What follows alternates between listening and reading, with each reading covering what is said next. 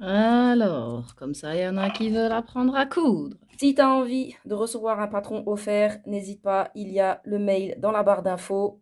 Très important, je me rappelle avoir fait une retouche avec une aiguille pour le jersey. Très important de changer d'aiguille et de toujours adapter son matériel à ce qu'on fait, tant pour le fil, comme par exemple si on coud du jean, il faudra un fil adapté, que les aiguilles ou la tension, etc., etc. Je viens de la ranger, on voit, il y a les boîtes jersey, les boîtes jean, les boîtes universelles. Et dans toutes les boîtes que l'on peut prendre, il y a toujours les tailles. Et les tailles des aiguilles permettent vraiment de s'adapter au type de tissu. Tissu fin, moyen, épais. Sinon l'aiguille cassera. Ou du moins s'abîmera plus vite et c'est pas trop ce qu'on veut. Et même les grosses aiguilles peuvent même carrément abîmer les tissus. Toujours très important, je le répète, d'adapter son matériel à ce qu'on fait. On continue dans notre série des fentes.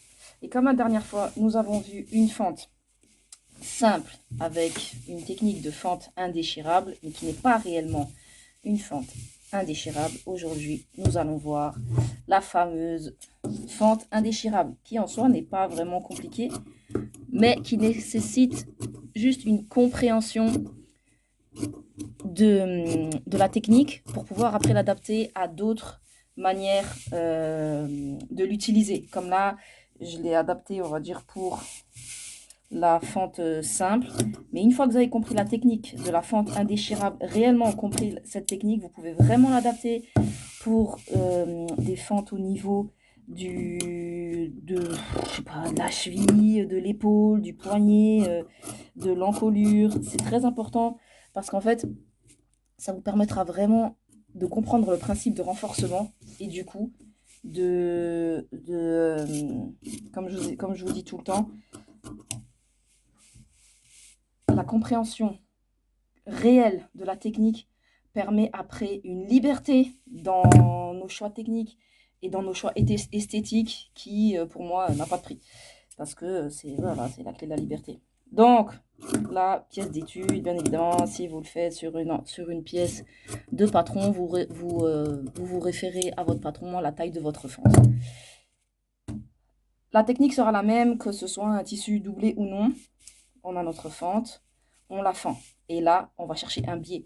Biais, soit vous le faites vous-même. Je l'avais expliqué dans une vidéo précédente. Je la mets à l'écran, là, là, là, là. Comment est-ce qu'on fait son propre biais. Soit vous prenez un biais pré-plié déjà, tout fait, ou pas pré-plié, à votre convenance. On enlève ça. On dégage toujours bien notre plan de travail pour pouvoir travailler correctement. On prend notre fente, notre biais. Le principe va être d'appliquer le biais tout du long en replaçant notre ligne à 180. Donc là, on a toujours notre pli qui se forme naturellement. C'est pourquoi, pour pouvoir venir piquer à 1 mm, il nous faudra vraiment jouer avec le pli. Et c'est pourquoi, en fait, nous venons en mourant. Parce que bien évidemment, si on suit notre valeur de couture, je sais pas, par exemple à 5 mm, et que là on arrive à 5 mm, déjà ce sera impossible de mettre à 180 degrés notre ligne de couture, et ce sera impossible sans marquer un pli. Or nous on veut pas de pli parce qu'on veut pouvoir remettre notre fente comme ça. J'espère que j'ai été claire, parce que ça c'est un point technique important à comprendre. Pourquoi on vient en mourant? Déjà parce que ça solidifie énormément la fente. Le fait de piquer à plat comme ça, à l'horizontale, puis après de revenir à la verticale, c'est vraiment le renfort ultime. C'est pour ça qu'on appelle fente indéchirable, parce qu'on a un rapport de force comme ça. Et du coup, forcément, si on ne vient pas en mourant, c'est impossible de venir et à la pointe de la fente et à la pointe du pli qui se forme. Donc là, comme d'habitude, vous préparez votre travail comme vous voulez, je sais pas, bâtir, épingler, vous faites comme vous le sentez. J'aime bien, pour les fentes indéchirables, commencer sur l'envers pour après rabattre sur l'endroit. Et on pique.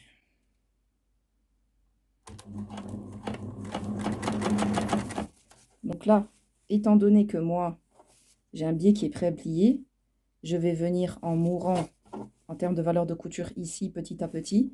Mais là, il va bien évidemment falloir que je garde ma valeur de couture pré-pliée. Donc là, on peut voir que là, j'ai bien ma valeur de couture ici qui dépasse de mon biais, mais que là, je suis en mourant en fait. D'où l'intérêt que si vous n'avez pas l'habitude de bien préparer votre travail, parce que là, on voit bien, je plaque l'endroit de mon biais pré-plié à la pointe. Ok?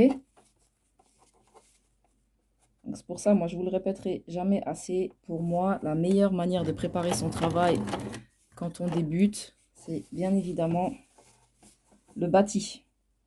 Le bâti, vous voyez, et là après, automatiquement, le fait que si là je place au bon endroit, automatiquement ici ça suit en fait. Et après je reviens à mes 5 mm et ça va me faire naturellement suivre. Et du coup, me faire ma couture en mourant. On voit ma piqûre. Là, on voit que je suis bien en mourant à 1 mm et que ça ne m'a pas fait de pli. Vous voyez? Je suis vraiment à la pointe de mon pli qui fait que là, si je reviens dans ma fente, on n'a pas de problème. Ok? Et du coup, maintenant, il n'y a plus qu'à rabattre. Je rabats sur l'endroit, comme ça. Si on se plante, bah sur l'arrière, c'est pas très grave. L'idéal, c'est de ne pas se planter. On voit vraiment bien le principe de la couture en mourant. Hop. On plie, on rabat. Et du coup, on fait bien se chevaucher à peine pour cacher la couture.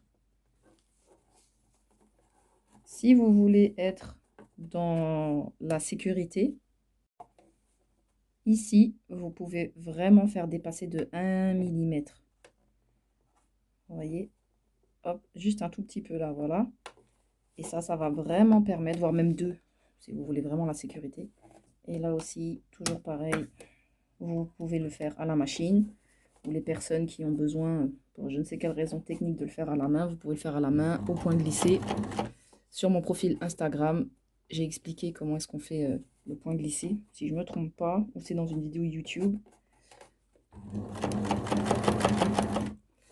Je sais que j'en parle dans la vidéo des lingettes du point glissé. Si je ne me trompe pas, je vous la mets à l'écran. Voilà, du coup là, le challenge, c'est vraiment d'avoir de la régularité dans la manière de poser le biais. Pas un coup comme ça, un coup comme ça, un coup comme ça. C'est vraiment de toujours avoir la même régularité. J'ai plus de canettes, on va pas aller loin. Hein.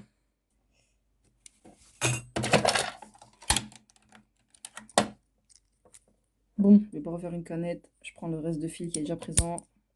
Vous m'en voudrez pas, hein. C'est une pièce d'étude.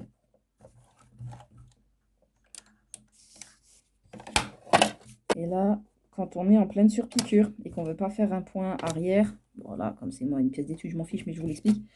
Ça sera toujours bon à savoir pour vos confections. On reprend sa surpiqûre sur 2 cm. Et ça évite de faire un point d'arrêt. Et surtout une surpiqûre de vraiment visible.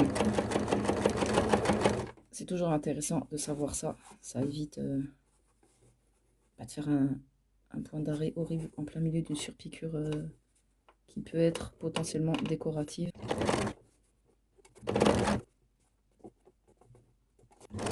Donc là, vous voyez bien que peu importe le choix qu'on fait, l'important, c'est la régularité. C'est vraiment que votre point soit régulier tout du long. Là, voilà, moi, j'ai fait le choix pour vous montrer une autre manière de faire que celle qui est d'habitude de se mettre là et de vraiment bien piquer dessus. Ça, je pense que tout le monde le connaît, tout le monde le montre sur YouTube. Là, vous voyez, moi, j'ai fait le choix qui peut être d'ailleurs un choix technique. Hein, si on prend un fil de canette qui est exactement de la même couleur du tissu, il suffit juste que ce soit un tissu un peu épais. La surpiqûre, là, sur l'envers, ne se verra pas. Mais l'important, regardez, c'est vraiment la régularité. Ok? Peu importe que vous choisissiez de piquer dessus, dessous, toujours pareil, la régularité, et ça vient avec l'entraînement. On part au fer à repasser, on plaque bien tout ça. Je vais vite faire un truc au pouce. Voilà.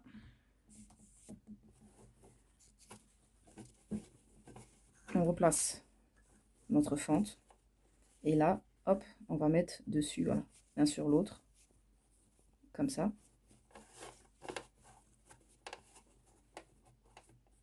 Et nous avons notre fente là, indéchirable, qui est faite. Une fois que ça c'est fait, toujours bien s'aligner.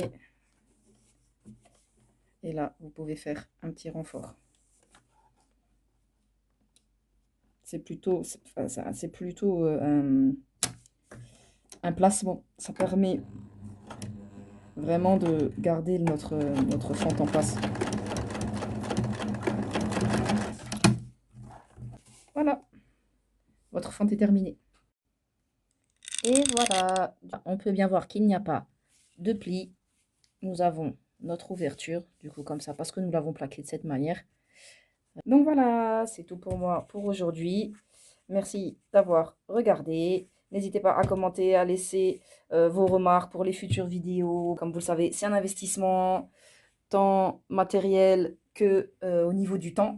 Donc n'hésitez pas à liker, à commenter, à partager, à vous abonner. Et, ça fait toujours plaisir, ça augmente mon référencement et donc ma visibilité. Et donc ça m'encourage à continuer. Si tu as envie de recevoir un patron offert, n'hésite pas, il y a le mail dans la barre d'infos. Voilà, c'est tout pour moi pour aujourd'hui. Ciao, ciao!